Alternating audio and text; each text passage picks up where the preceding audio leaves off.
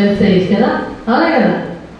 అసలు చాలా చాలా మనసుకి హత్తుకునేలాగా మంచి భాష, మంచి స్వరము, అవన్నీ చూస్తే నాకు చాలా సంతోషం అనిపించింది. చాలా మంచి మెసేజ్ ఇచ్చారు. ఇప్పుడు నేను ఒక ప్రశ్న వేయాలనుకుంటాను మిమ్మల్ని. శారా తన భర్తను ఏమని పిలిచిందంట? Very good. మీరేమని పిలుస్తారు? ఏమని పిలుస్తారు చెప్పండి, సిగ్గుపడదు. అంత మనమే, అందుకే పాఠశాలలో కూర్చోబెట్టేది. ఏమని పిలుస్తారమ్మా మీరు మీ భర్తల్ని? ఏమండి పాస్టర్ గారు అంటారా? ఇంకా ఓ కైలేవా? నిజం చెప్తే నాకు మా అమ్మ గుర్తొచ్చింది. మా అమ్మ చనిపోయారు, నాన్న చనిపోయారు. మా అమ్మ సేవకు రాకముందు నేను గమనించాను. మా నాన్నని పిలిచేటప్పుడు పలకపోతే ఇంకా కొంచెం అట్లా పిలిచేది.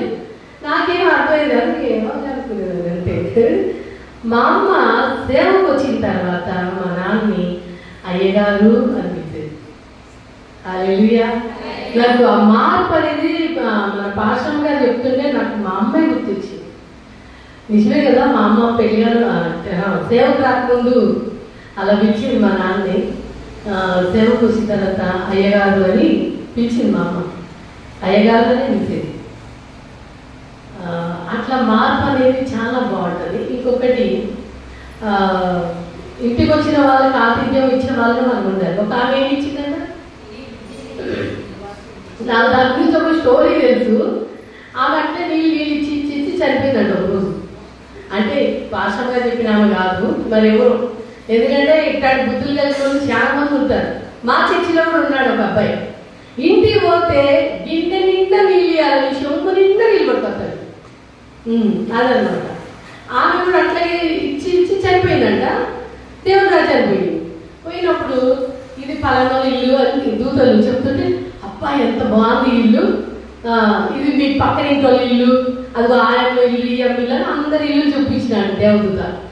అమ్మా ఎంత మంచి మంచిగా ఉన్నాయి ఇల్లులు అని చెప్పేసి ఇంకా పోతా చూపించుకుంటా నడిపించుకుంటా పోతున్నాడంట. ఇంకా అనుకుంటున్నాడు మనసులో, అబ్బా నేనైతే వ్యక్తి నీళ్ళు ఇచ్చి ఫలాన్ని సంపాదించుకున్నాక ఇంకా ఎక్కువ తిని వస్తుంది.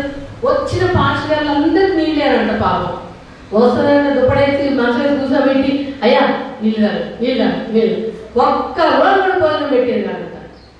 పాస్టర్లు అందరూ అయ్యో ఏది రైలు సార్ నీళ్ళు తాగి వచ్చేసేవారు. అట్లా ఎంత వెళ్తామంటే పరలోకంలో ఒక దగ్గర పెద్ద చెరువు కనపడింది. అనుకుందంట, అబ్బా ఇంత పెద్ద చెరువు ఉందిగా అనుకుందంట. అనుకుని దేవుడు అంతా, అమ్మ అది నీదే అని,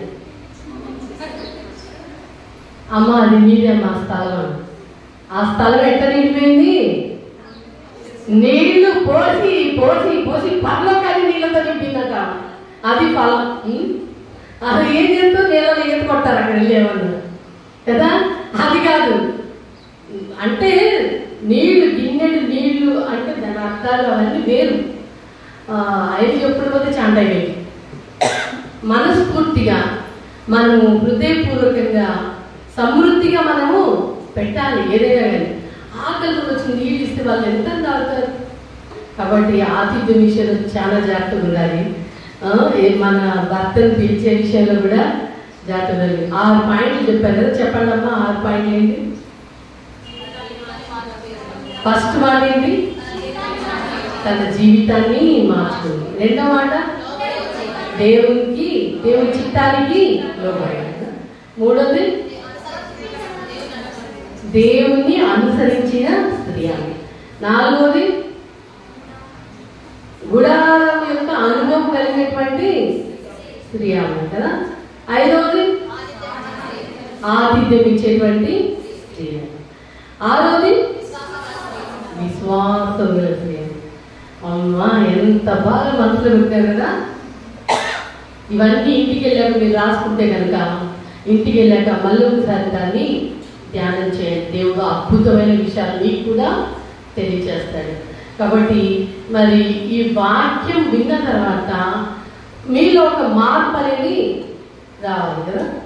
మార్పు లేకుండా బాబా ఎంత బాగా మేరీ పాషమ్మ అబ్బా బాబా అనుకుని ఇంటికి వెళ్ళాక అయ్యగారు అమ్మ ఏం చెప్పారమ్మా వాటికంటే అదే చెప్పారు భలే చెప్పారు, అయితే మాత్రం భలే బాగుండా అసలు బోర్ కొట్టలే అని ఇవి చెప్తారా లేకపోతే ఏం చెప్తారు? వాక్యం అంతా చెప్పాలి.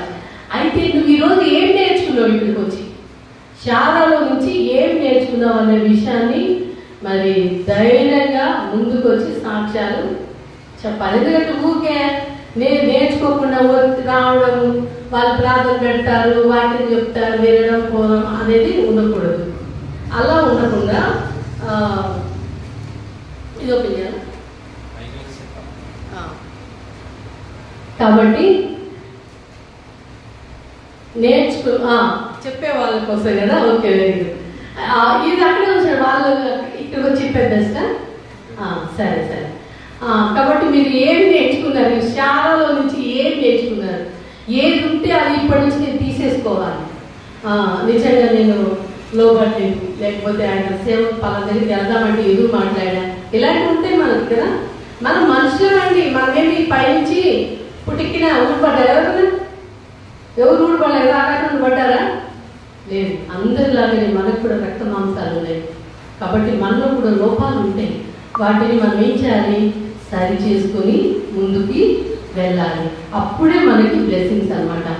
కాబట్టి ఈరోజు ఏం నేర్చుకున్నారు మీరు ఈ వాక్యం ద్వారా అనేది మరి సాక్ష్యం చెప్పాలని నేను మనస్ఫూర్తిగా మిమ్మల్ని కోరుతున్నాను. అయితే ఎక్కువసేపు ఇంటికాడ విషయాలు, చర్చికాడ విషయాలు చెప్పకండి. ఇప్పుడు ఇక్కడ ఏం నేర్చుకున్నారో అది మాత్రం చెప్పాలి. మీరు అవి కానీ స్టార్ట్ చేస్తే నేను స్టాప్ చేపిస్తాను. అమ్మ ఆ పంట అంతే, ఏం ములాదలేదు. ఎందుకంటే మనం అవి కాదు, ఇప్పుడు ఏం నేర్చుకున్నాం అనేది మాత్రమే సాక్ష్యం చెప్పాలి. కాబట్టి దయచేసి మరి మీరు ఎలా ప్రేరేపించబడ్డారు, దేవుడు మీతో ఏం మాట్లాడాడు వాళ్ళు కూడా అది చెప్పాలని మరి మిమ్మల్ని కోరుతున్నారు. ఎవరు వస్తున్నారు? ఎవరు ఒకరు నీ మనసు నీకు తెలుస్తారు ఫస్ట్.